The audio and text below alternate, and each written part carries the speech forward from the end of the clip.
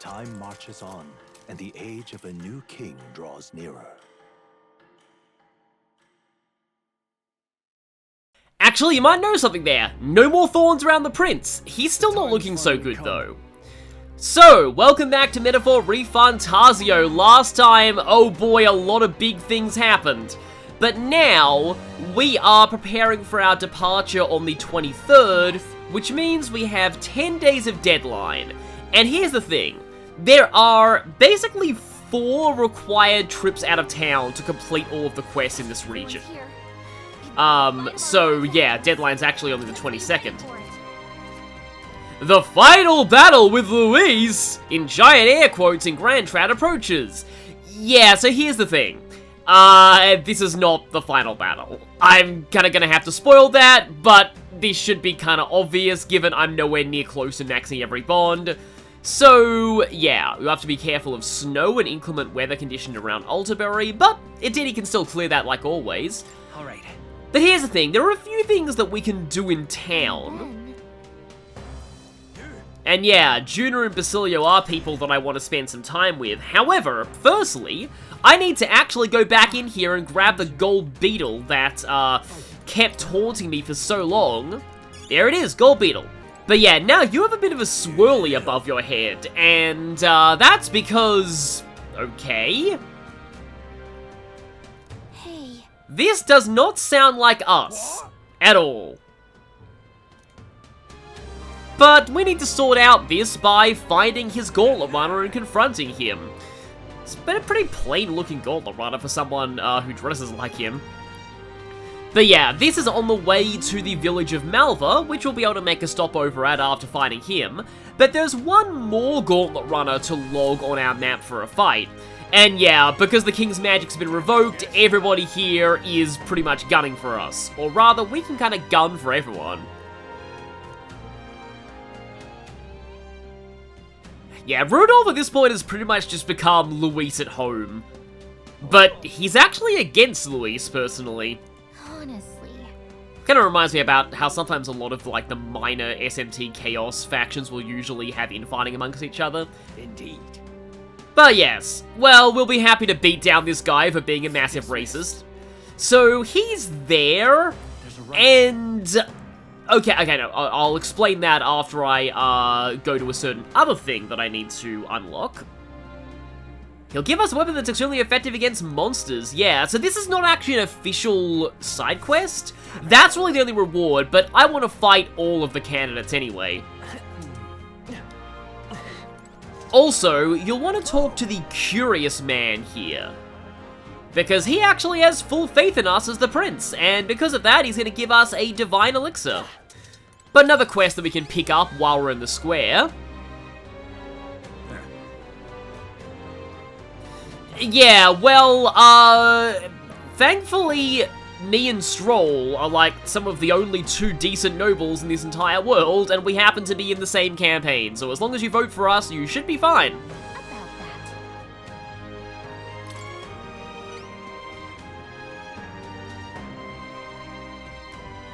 Well then? I mean, I do understand where this guy's coming from, though, how he feels like there's no way that, you know, a prince would help him, but, he's making blankets and clothing. I do like how all of the side quests do feel like you're making a real difference in the world. Getting, you know, blankets for people in a really cold region. Yes, tell me, where can I find this thread? Durable spider silk. Now, thankfully for arachnophobes, there aren't any spider monsters in this game. Just imagine a Hieronymus Boar spider monster, that would be horrifying. But yeah, we need to just get this from the village of Malva, so we'll be taking care of that and Loveless in the same trip. Let's help them out. Ooh. Isn't Malva that Elite Four member who's an ex-Team Flare that they really should have done more with in the story? But I'll not forget to get myself a bun while I'm here. This time I think I'll go for the mushrooms. Sorry, now that all the secrets are exposed, you got a bunch of people who are going, oh, I always had my doubts about Sanctism. Hello there. But, okay, so I don't think I had... Yeah, I don't have any brocaded koi left, so I'm going to get a few of these so I can cook on the road, because we will be on the road a lot in this arc. And next stop is the Recruitment Center, which I unfortunately don't have registered as a fast travel location. But we do get to see, like, I like the way that, like, the monolith looks in the daytime with the snow. It's our first real clear look at this. His Holiness, the Prince! So we do have a new bounty at the Recruitment Center. Well, this guy's skeptical of us. We need to slay the Ice Beast Chimenzahn in well, we'll see what the name is of it soon. But it inhabits the Snowy Mountains. So yeah, we're finally into... Why is it that most games, like most RPGs, have the snow dungeons in the late game? Pokemon often suffers from that because it means you can't catch ice types until way later. At least in, you know, in Scarlet and Violet, you have the option to go there early. I love how Mariland in his playthrough fought Grusha as the 3rd gym leader. I think you can actually get some ice types early in Sword and Shield's wild area as well. Yeah, the Everfrost Forest, not the Everfree Forest, because that would be My Little Pony. What? So this beast apparently doesn't leave any tracks behind. But it appears shortly after a Valmo was killed. So yeah, this is one of those things where you have to be careful when you're killing the Valmos, because once you've killed the required number, you will be thrust into the boss fight with no chance to prepare. So we'll need to get its Frostpoint Horn. And for this, we'll need to go to the Informant. But, yeah. So it might look like we can take on Rudolph on the way here. We actually can't. Both of these are flying locations. And in fact, we'll get a tutorial on that the next time we're in the runner. Okay, before we read anything else, there is one more quest that we need to pick up here. Why, you little...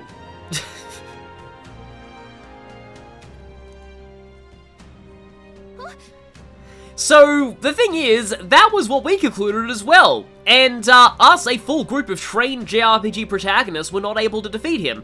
So, what chance do you, a nameless NPC, alone have of that? Like, that is true. I guess, But the point here is we need to take on this request to stop this soldier from blindly rushing in and getting stabbed by Luis. Yeah, so the only way this guy will not throw his life away is if we prove that we're stronger than the famed Zeokorops in the Tower of Insolence. The place where people pay for their insolence. So we have the Forsaken Tower, the Spire of Blind Faith, and the Tower of Insolence. All three of these towers don't have very nice sounding names. But yeah, this is the 3rd and final one of the towers. However, we need to buy the location from the Informant, because this guy doesn't seem to actually know where the place he's talking about is. Yeah. Forget if any of these have deadlines. Nope, none of these have deadlines, so that guy's just gonna stay here forever and not challenge Luis. I guess it's all talk, but anyway, let's head back to my favorite Zelda game, Tavern, and get some of these locations. Also, female Informant, that's nice. So, yeah, we can buy Luis's fighting style, but that's not going to be relevant until we actually go out to fight him. Let's get the Ice Beast of Everfrost Forest first. Yeah, a lot of ice attacks are ineffective. Fire will work well against them. And quite a few of them use Makarakan, especially the actual boss fight we'll be dealing with. So, yeah, having some kind of Makara break or Heartbreak stratagem, in the case of, like, anyone trained in general, is a good idea. And yeah, so, or Almighty. So, free juggling is pretty nice too. A person stalking the area. Yeah. The moment that you say something is irrelevant, it's going to be the most relevant thing of all. So, let's do this too and get the location of the Tower of Insolence.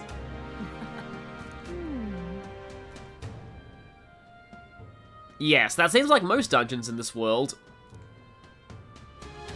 The Zeokorops, reigns on monster like a tyrant. Things get dire if it's the last one standing. So basically the exact same as the other Cyclops dungeon. really, this one doesn't actually give you very much information. It's just like, oh yeah, Pierce attacks are effective against Cyclopses, which is the same as every Cyclops. I do like that most enemies usually have, like, the same kind of, like, weaknesses among, like, so for example, like, every Cyclops is pretty much weak to Pierce. Because, like, Persona often is kind of weird about that. Like, various types of shadows, like, if you see, like, one Maya and then you see another Maya, you can't guarantee the second Maya will have similar weaknesses. We'll face danger here. But yeah, there's the Tower of Insolence. So, between, Rudolph, Loveless, and the 2 quest dungeons, I'll get the ones on trading later when once we head there, and actually one more thing, we actually have 5 out of 10 days here that are taken up on trips to dungeons. So we don't actually have as much bonding time as you'd think. But yeah, speaking of bonding time, Basilio here is hinting that you actually need to bond with him on the Gauntlet Runner. Before that, though, I really should be saving my purchasing until a sale, but this is urgent. Hunter's Hatchet, yeah, the shop's actually selling axes now. They kind of tried to avoid... I can just barely afford this, holy crap. They kind of tried to avoid that trope where, you're like, oh hey, why is this... We're in a new town. Why are they selling axes? We don't have an axe party member. Well, I guess we know what class the next party member's gonna be. They avoid that and don't start selling axes until you actually get Basilio. But because of that, you might want to buy one here, because otherwise everybody else who has the Berserker archetype is going to be stuck with the Innocent Axe, which is not great. But yeah, we can now fly to a few dungeons in only a single day. And what that means is, I think Neuros is actually saying, how far do I fly her? If we were to go to the Spire of Blind Faith now, it only takes 1 day. So if you put off that quest until now, you'll actually be able to complete it in a much less amount of time. Same with the Forsaken Tower. But where we are now, every single location, except for Malva, because it's too close to like some dangerous mountains, is flyable.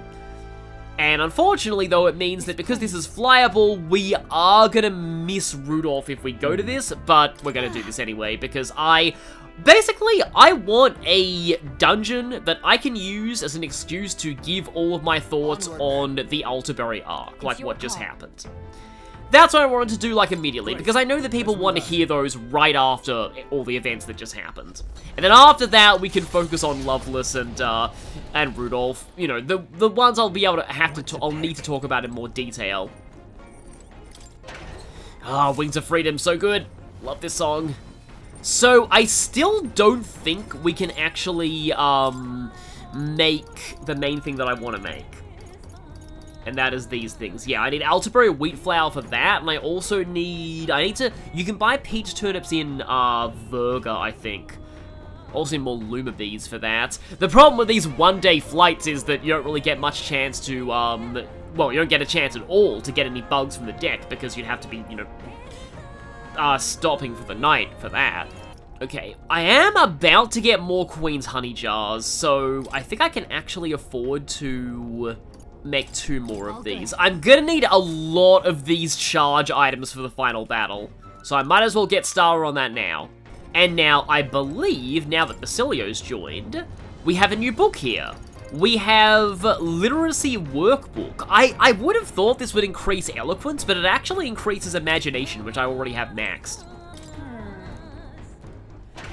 So yeah, if we go out on deck, then Neuros will slow down. That's how we justify still being able to go outside while we're flying. But yeah, here we are on our first, well, non-story forced flight. But what I actually want to do is, well, 2 things. Firstly, I want to check the notebook here, because there are actually 2 Montario entries. In the mountains northeast of Altabury, there's a frostbitten forest. Yeah, one of Neuros' relics is in the dungeon we're going to. As for the second one... Oh, there's also another one. The volcano north of Altabury. We won't actually have access to that one until, I believe, the next story arc. And that one is where Yufa's Bond quest is, so I want to put off doing that until then. The unknown entry. The whereabouts of one relic has eluded me. Perhaps someone already found and claimed it. Interesting. So that one will have to wait until we get to Neuros rank 7, and then he'll explain the rest. But speaking of ranks, let's get Basilio to rank 1.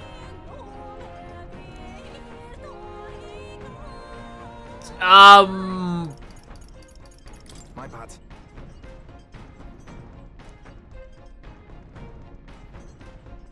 Oh, okay then.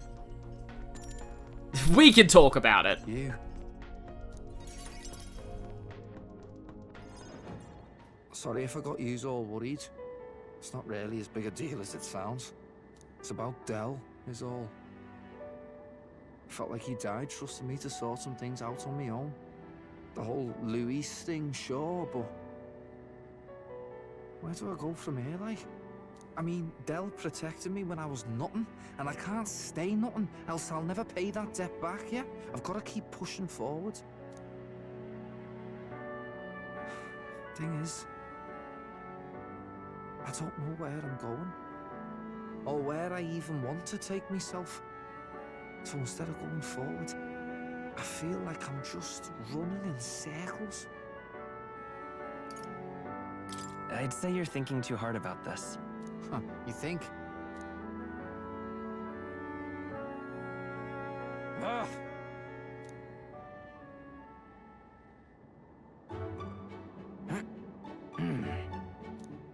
Basilio is doing sit-ups like a man possessed. Well, at least he's not doing the beast walk on the deck. You know, sometimes it actually does, like, this does remind me about, like, sometimes, like, I do feel stuck in a rut like this, just not really knowing if I'm moving forward or even doing anything with my life, and sometimes sometimes it does help to just, you know, exercise in those times, or, like, at least do something that's productive, and that can often give you the energy to do more.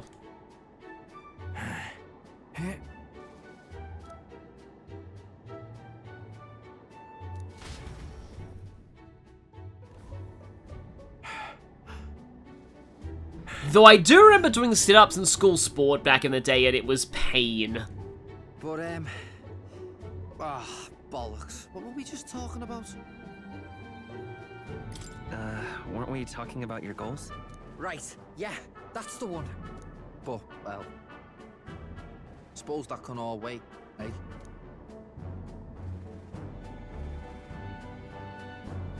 Luis had it all wrong.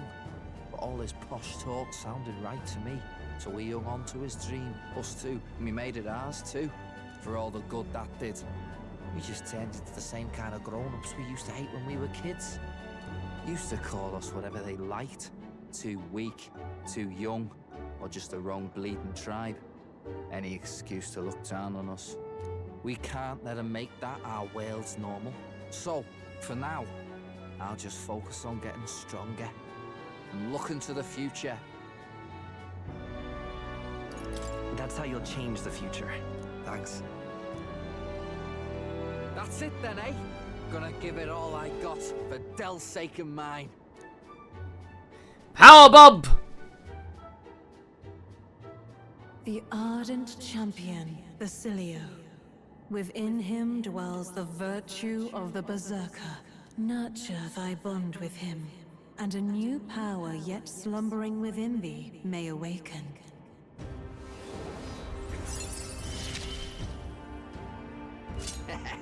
It's been a good day. Basilio, the last born to become available. It starts on the Gauntlet Runner, so make sure you do that to open up the rest of the ranks in normal free time, though you'll have to get back on the runner to do rank 3. Basilio's unique bond abilities only really benefit himself, lowering the hit rate of birds, beasts, and humans against him. But given as we'll be seeing more and more strong humans as we get towards the endgame, this is an excellent ability to have, especially as Basilio is one of the stronger party members.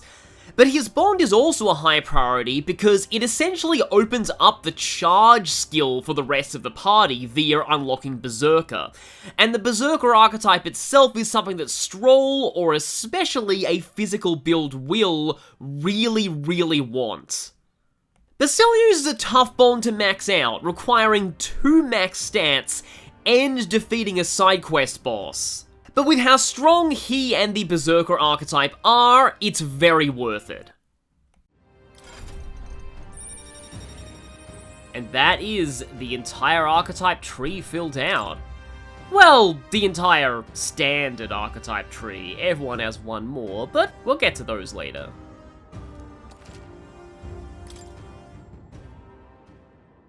I've got time to work out where I'm going. No quick answer, I figure. So I can think about it all I like. Oh, no worries. It's nothing. Just an old scratch is all. That doesn't sound good. So, you know, sorry to trouble you, yeah?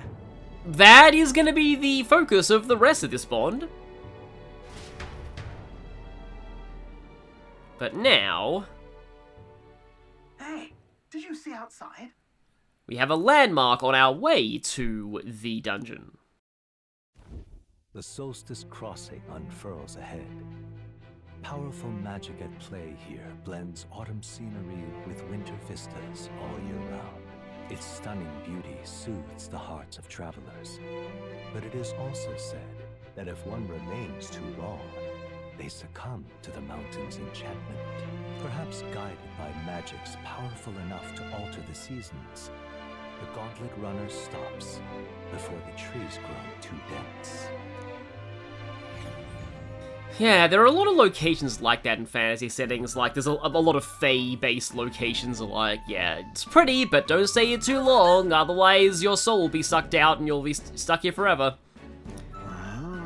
Kind of reminds me of what happened when they went to the Feywild in Critical Role, where they were explicitly told, don't touch anything and avoid this long list of locations, and they went and messed with every single one of those locations. Because I guess that's just what D&D players do. I remember a lot of people I knew who were Australian used to get so bothered when people would call it fall, not autumn, because, you know, American. They're all particularly passionate about, like, not having kids being taught American pronunciations and spelling. Awful.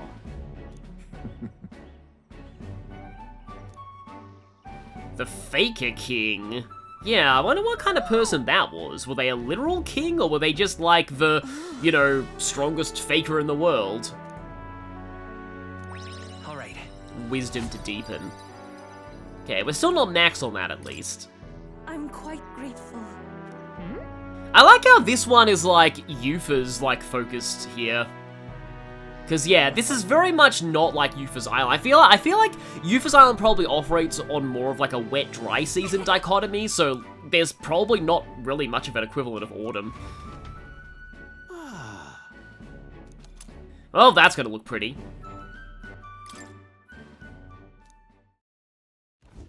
A road in the northeastern mountains of Montario gives way to the Everfrost forest, its foliage visible through the biting wind. Just as the seas of Oceania rise inexplicably into the air, the land here rejects even the modest climate fluctuations of its surroundings. The Gauntlet Runner skids along the frost to stop at the forest's entrance, the icy wind ever present.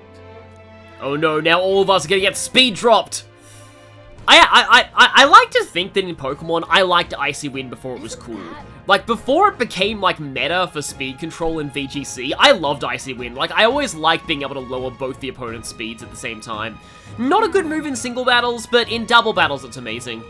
Speaking of, So yeah, we need to fight the Valmos. I believe it is 3 Valmos, and I know that because this is my second attempt recording this, because the first time I recorded this whole part, and I forgot to change my settings off of Game Boy settings. So the screen was like crunched to a little square. It was not good. But here we are, and yeah, I promise that I will talk about my thoughts on this arc soon. Firstly though, 2 things. One, well, we already knew this, but one of Neuros's relics is here. I'm not even sure what the point of the notebook is, because, like, Gallica already tells you whenever there's a relic. But 2, we need to unlock Berserker on people. Slight problem, it requires night, and neither Stroll nor Will have enough night levels for that. Solution, Hero's Jeweled Root. So Will is gonna get this injected into his knight. New skills, new possibilities. Sounds a little weird, but it makes sense. And you're gonna get that injected into your knight archetype. So now both of them can take Berserker. And the remaining one, I think I can finally start working on Yufa's, Yufa's that again. Also more on Faker for Juna, and let's give Yufa more magic. So, Will, I see. Fascinating. it is time for you to become the very angry prince. Thou art prepared to crush walls, all think are impossible to break. Well, 1, get over the barrier, 2, Dogi from East. Both of those Falcom games. I found new power. And I think I will actually swap straight to Berserker, because I really want to be training that on Will. And I'll be unlocking and swapping to Berserker on Stroll 2, but I will not be using him in combat, because he's a little over-leveled. Yeah. Oh, that's pretty cool. But I will be keeping it equipped on him, because that way he'll be ranking it up, and then he'll just naturally get charge. So yeah, party. Obviously I want Basilio. Yeah, I'm kind of just going to go Basilio, Yufa, Juna, the late joiners. Okay, I think I do want to level up you and Wizard more. I happen to know a thing or two about magic. And Hulkenberg's also going to swap to Wizard because she will need to level this for later. While she's out of the party, I'll have her ranking that up. You know, since I actually have them both in the party, let's demo Yufa and Basilio's Etrian Odyssey outfits. Also got some memorandum entries, Everfrost Forest and the Solstice Crossing.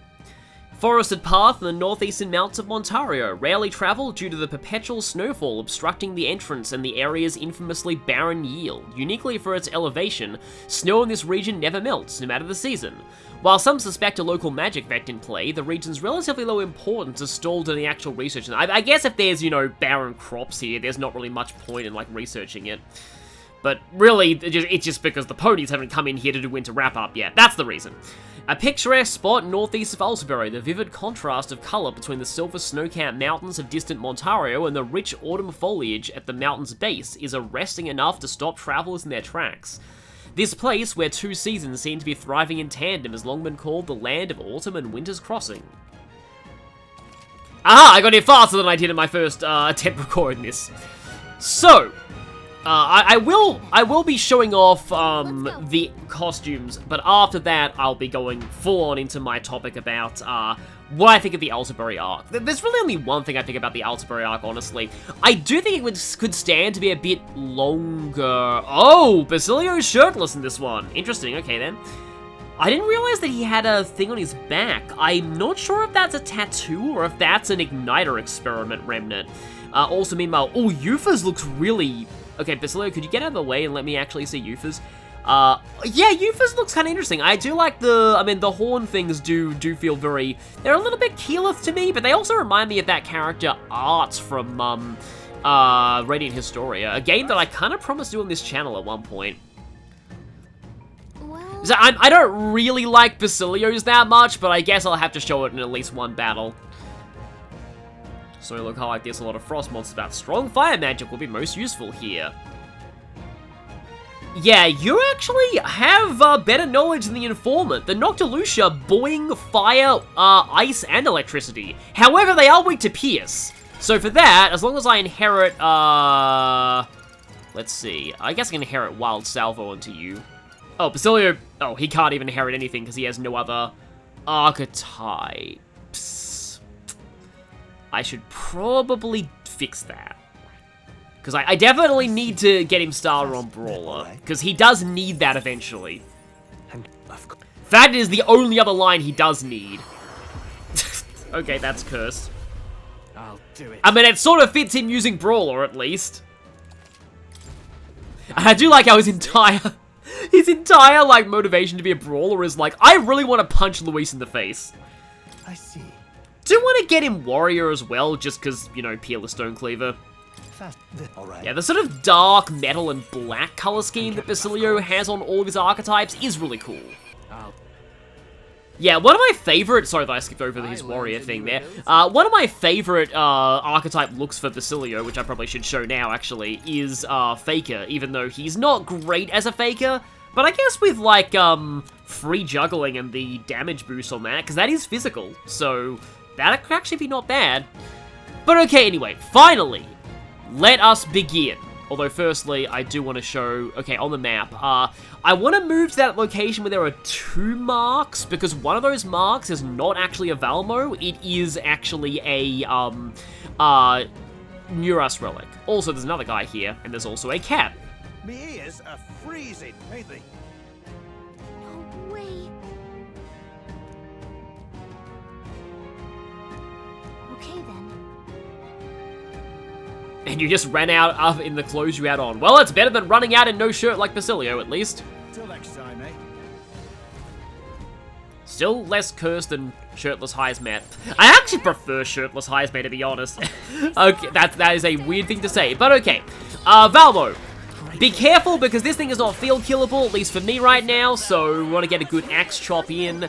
But, hello there, Snowworm Valmo. Yeah, I've heard about sandworms, but rarely snowworms.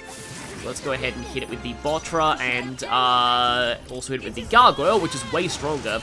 So yeah, the major archetypes actually have fallen off a lot at this point. Masked Dancer and Summoner actually, and even General, are much stronger magical archetypes. And the problem is that that's still true even when we get the 3rd tier mage archetype. Like, honestly, Elemental Master, when we get it, is kind of outclassed the moment we first have it. It's sort of sad, but true. Now, hello Wolfies, goodbye Wolfies, and let's, okay, one of the Valmos must be on the move. That's why we're, kind of shifting the locations here. Also, yeah, it's very, very cold, and very, misty, so you can kind of use this to get a bit of a read on things. Also, be very careful of these. I have, super armor, thanks to my Berserker archetype, which is kind of necessary because it attacks so slowly. They can very easily preempt you if you're not using an archetype that can, like, block preemptive strikes, so be careful of that. Because they're actually pretty strong. They can use Hyper, and they can spam Freezing Fog and give you Frostbite, which is why I haven't de-equipped my Frostbite accessories. Totally not because I forgot to de-equip my Frostbite accessories. They can also use Pollen Raid, which does almighty damage and inflicts ailments. So, okay, right. Sorry that I'm, oh no, I'm talking about the actual gameplay of the video game that I'm playing right now, instead of talking about, like, tangents. But okay, nice double Berserker team up there. Yuva really reminds me of Art from, those games. In this outfit. Oh, that's another Valmo. I'm not going to kill it because I'm pretty sure once you kill the 3rd Valmo is when the thing happens. However, I am going to take out this Noctilucia. We can just barely not field kill it at this point. It is weak to dark and also wind. So, in fact, Yufa could use Summon Eagle Lion, though this is a bit overkill in terms of MP, but Yufa. Because, yeah. Will's waifu needs to show off for Will. That's worth a pretty solid amount of experience, actually. Tremble before me. And, yeah, both Will and Stroll get charged, right at the same time. Okay, so, Altabury arc. Really, there is only one thing I would change about the Altabury arc, and that is its length. But here's the problem. I'm not really sure how I would go about changing the length, because here's the thing. Amazing. A lot happens all in a very short span of time. Oh. Okay, so So it's like, hey, we went out to kill Luis. Luis is dead. Oh no, he wasn't the one who cursed the prince. Forden was actually behind the curse. Oh no, Forden's dead. Luis is alive. Wait, Rella was the one who cursed the prince. Oh, Rella's dead. And also we have a Skyrunner now. So, like, a lot happens. And I do almost feel like, because, okay, so let me start with this. I am very glad that Forden died without us actually getting to fight him. Because, for multiple reasons, I just don't think Forden would have been a satisfying boss fight. Oh, I was hoping that you would all die to that. Let's... Nope. We can do this, though. Because the whole point of Forden's character is that he is not somebody who is strong enough to last in a straight fight. Forden is the kind of like power-hungry but ultimately weak and cowardly person who relies on bullying his underlings into doing the dirty work for him. Like, that is very much the point of a character like Forden, and so having Forden be like an actual combat threat, even magically, I do just think it would kind of take away from Forden's character if you could defeat him in just a straight fight, because like, Forden's the kind of person who wants to avoid a straight fight, because again, he knows that he wouldn't last in a straight fight. And really, the only way to make a fight against a character like that feel thematic and satisfying is to handle it like Okumura in Persona 5. Like, Okumura is just this weak CEO who goes down in a single hit once he's exposed, but he throws tons and tons of minions at you. That's the boss fight. But like, it's hard to explain, but I don't see that working for Forden. And, like, yeah, you get the idea. Like, they already pulled it off with Okumura, and I really just don't think they could have done it with Forden, because, like, the fights against, like, regular, basic minions in Metaphor so far, they've all just been very, very weak. I guess I can show off Cockatrice here, actually. Like, those, monk soldiers that we fought in the, Opera House.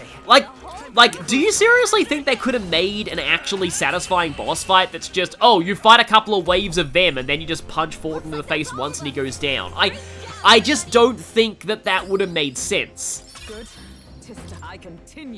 The other reason, though, I'm glad that Forden, got killed in a cutscene is because I just don't think they really could have done anything new with a boss fight like that, like, other games haven't, like, already done. Okay, no. The Noctilucia are still not field killable. So, I probably should deal with this before it becomes a problem. I was thinking recently, and one of the few times a game can make a character like Forden a satisfying boss fight is in a strategy RPG like Fire Emblem. Like, take Lekane, for example. Lekane is a very similar character to Forden in so many ways. If you've played Radiant Dawn, you'll know.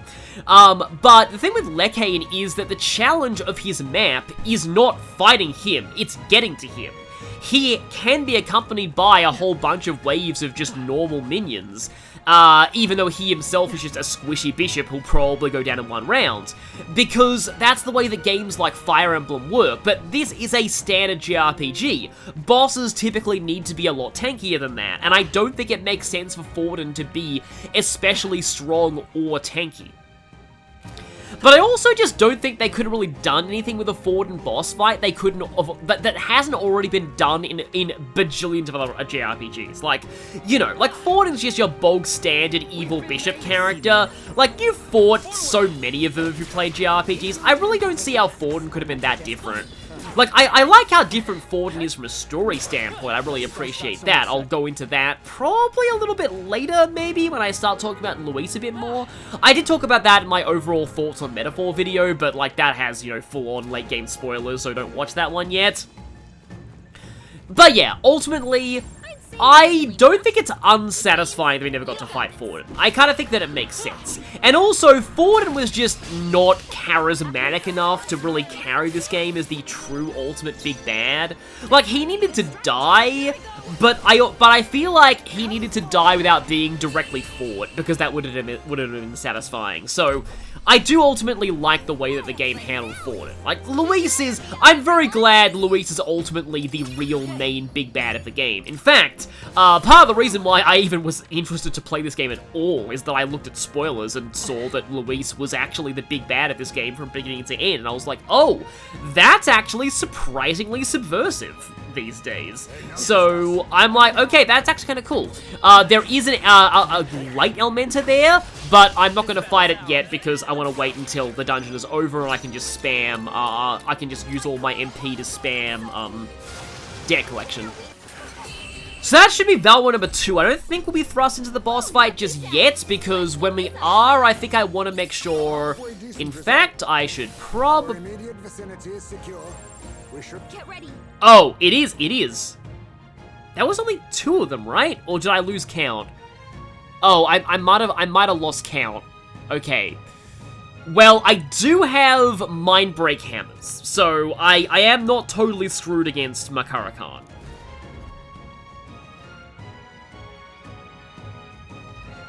That is the problem with talking about, like, other topics, because I lose focus on the game itself, but hi there, yes, it's the Great Ice Beast. But there is actually a twist to this one. A twist that is foreshadowed, like all good twists are. Because remember when they mentioned that they saw an actual person around this area? Yeah, this guy isn't just a random lost person, he's actually a Luisian. Although it's really funny that this guy is, like, worshipping Luis like a god when, like... as bad as Luis is, Luis would not want that. Reminds me a lot of the Emperor of Mankind in Warhammer, who really did not want to be worshipped like a god either, but, No. Well, you know how that turned out. Yeah, the devotion's all one-sided, like. However,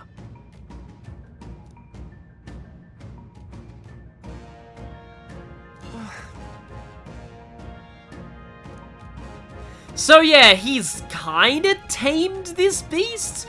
So the main takeaway is we have to fight the Chimera and him at the same time.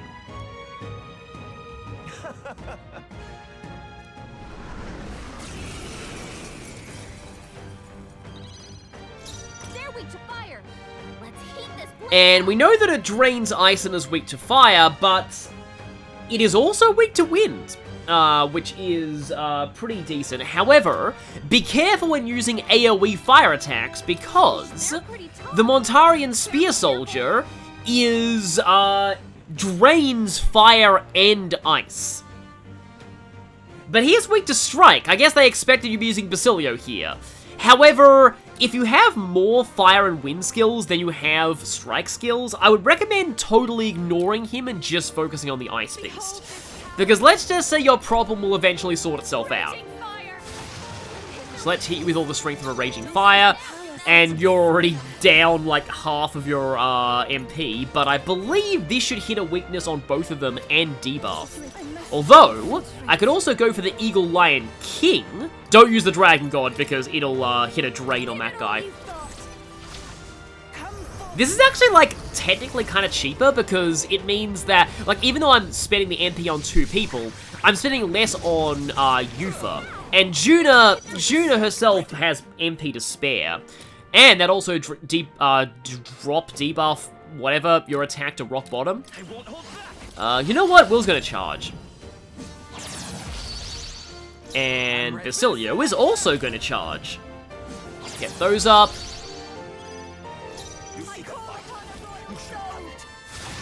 I guess you just seek a fight, you shall have it. It's like, hey, I have actual dialogue for being, like, just a random Luisian dude in the middle of the forest.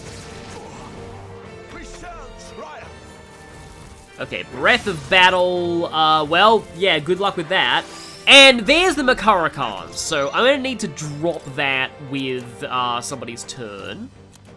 Yeah, the Mind Break Hammer. Haven't actually need to use any of these yet. Goodbye, Barrier. Okay, let's closing in.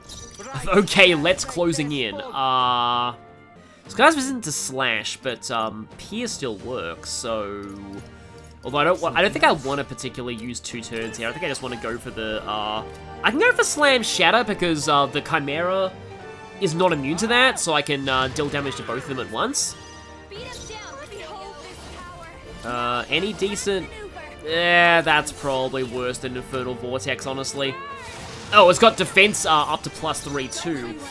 How I would love to use the Dragon God on you. Unfortunately, I don't think that's a good idea while your guy there remains, the Luis Simp there remains.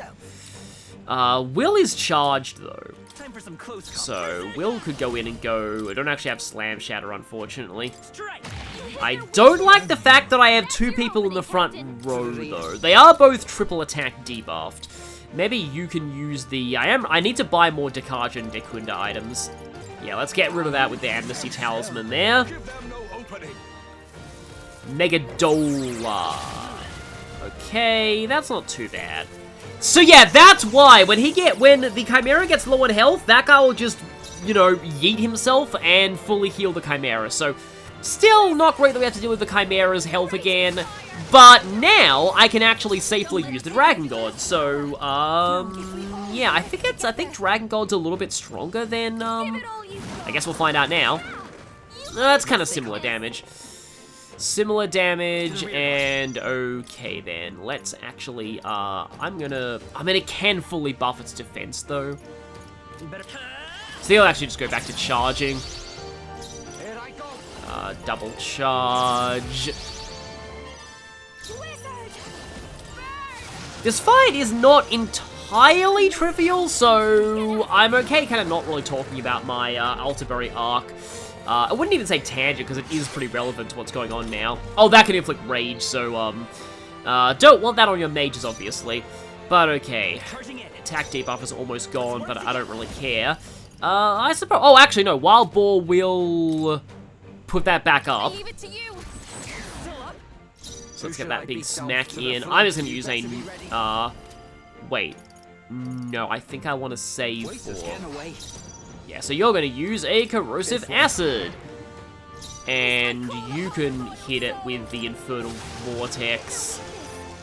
Okay, it's almost gone. I don't think I want to Eagle Lion. I just want to Gargoyle. One more turn.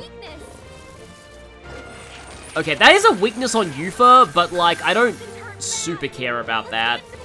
Especially since you're going to attempt to Enrage Basilio, which is fine. Okay, and let's just whack you. There you go, it's already down.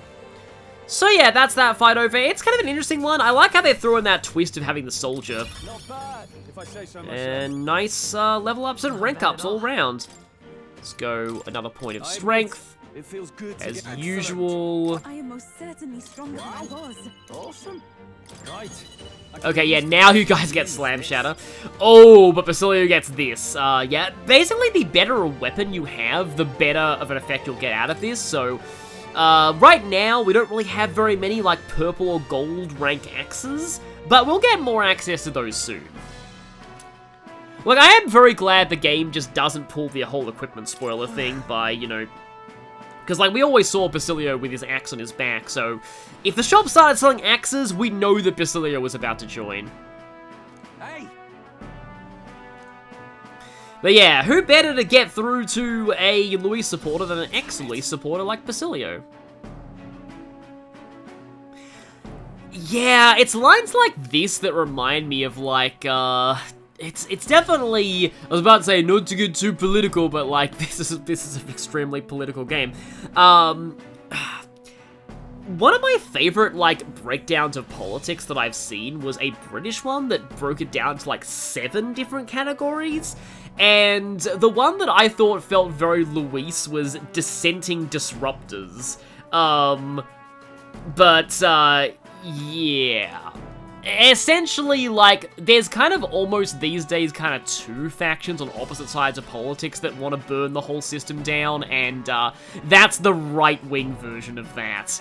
You can probably tell what kind of American politics those people correspond to, but I do feel like that ideology is very Luis.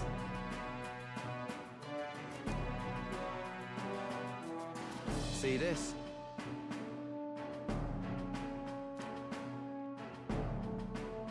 Yeah.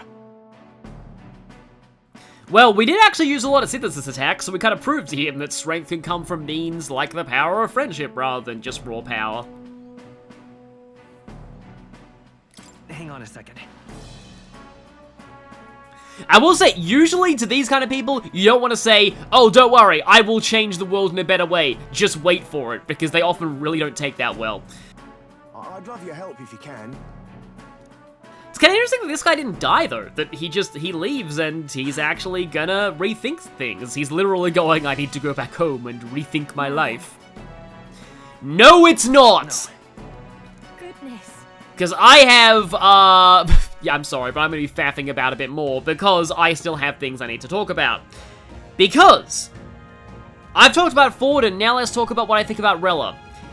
The reason why, as much as I would like to have this arc longer, I'm not sure how they could have implemented that, is because of Rella. It's because one thing that I also just sort of realized is like because like it's like, oh, Rella was dying anyway, couldn't we have just waited that out and not actually had to fight her? But then I just realized that she said that her life force was tied to the prince, so I get the feeling that if we did do that, the prince would also die. So it was urgent that we did fight her ourselves. But the thing with Rella is interesting. Okay, so now that those, sorry to stop my tangent, but now that those are field killable, if you want, you can switch to Thief and farm Magla pills off of them. Slight problem with that, though. You don't want to be in Thief around the wintry Altenos. Trust me, I know from experience from my earlier scrapped footage for this. Because those things, basically, if you're attacking with Thief and you're in the middle of Thief's combo, you cannot stop the combo until it's over, and the Alteno will hit you in the middle of your combo and get a preemptive strike on you. So you want to just use like single strikes with Thief. Don't mash the attack button. Just press it one at a time. That's usually what you want to do. And you can farm Magla pills that way. I don't exactly want to do that, but that is also just like an option. That is a lot of archetype rank ups in a row there. But yeah, the thing with Rella is that the moment that Rella revealed herself, it would not make sense for her to be like, aha, I'll wait for you at the Mage Academy, which is also a dungeon. Come to me at the end of a very long dungeon, and then maybe we can fight. Rella wants you to fight her immediately. There is a sense of urgency there, and it also doesn't make sense for the party not to instantly head over there. It also doesn't make sense for Rella's whole brainwashing spell to be a deadline, because she was bluffing. She wasn't actually going to brainwash people. So, it's like, again, I really would like this arc to be longer. I'm just not sure how they could have implemented that. But speaking of the arc being longer and speaking of the Mage Academy, a lot of people wish the Mage Academy was a dungeon. And I have something to say about that. So, at the same time, I also had a bunch of people in the comments talk about how this was misinformation. But I think the misinformation is that the Mage Academy specifically was going to be a dungeon, because we don't actually know that. The cutting room floor, though, does say the following. Okay, right here I think it is safe to switch to Thief. Remember when I said the Montario Opera House being counted as a dungeon was important? So the Montario Opera House is listed in the game's files as Dungeon 9. The next story dungeon is, and we actually get a better warrior weapon there, Dungeon 11. So there was a Dungeon 10 in between those at some point that got cut. What was the Dungeon 10? We don't know, but it might have been the Mage Academy. But here's the other thing, though. I feel like maybe the deadline could have been Forden. The deadline could have been something about, like, you know, deadline until Sanctism becomes dominant in, or like deadline until Forden ends the election, basically.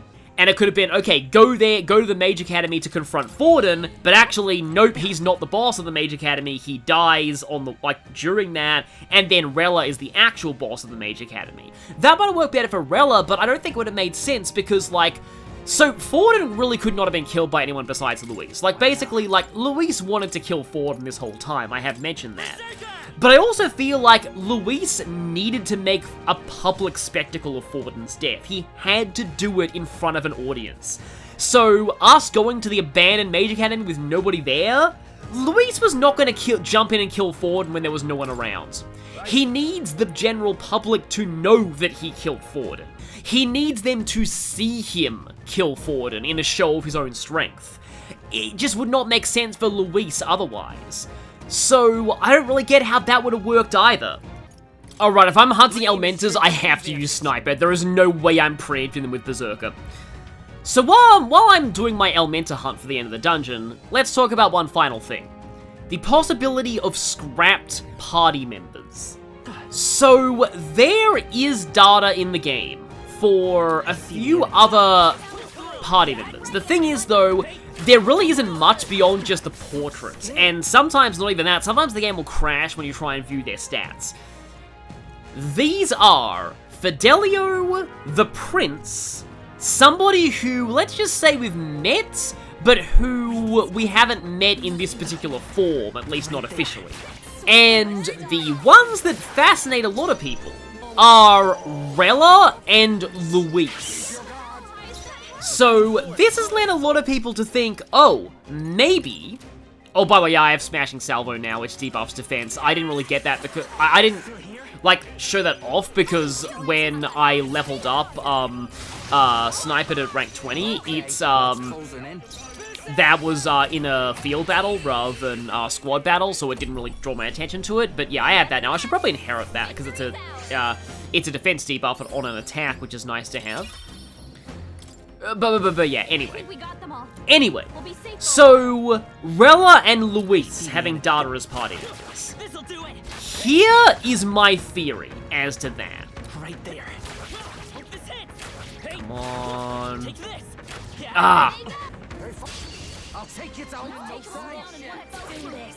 Okay, I actually got it that time. Face me. I personally think this game's party works so well alongside each other that, like, the story would not make sense with any other party.